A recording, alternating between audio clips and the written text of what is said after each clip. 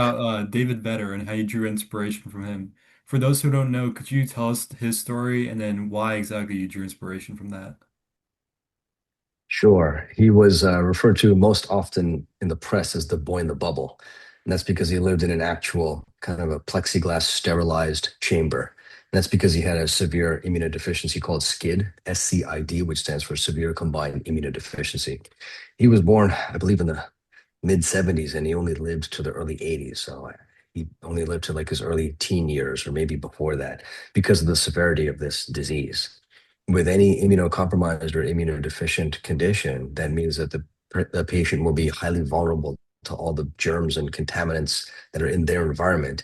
Even though if we're healthy, we're experiencing many of the same germs and we barely notice. Maybe we get a mild cold. You don't even really change your day, right? You just go about your life.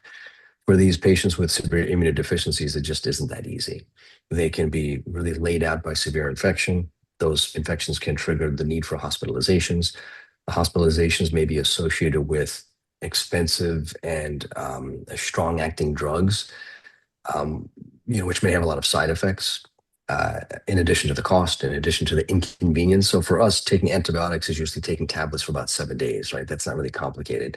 For these patients, those standard antibiotics may not be sufficient, so they may need specialty infusion or injection therapies.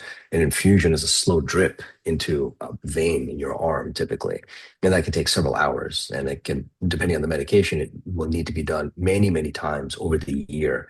So if you imagine how many hours of inconvenience and pain and discomfort and all the side effects that patients have when they take those infusion therapies, this is significant, right? It's a significant burden on their overall quality of life.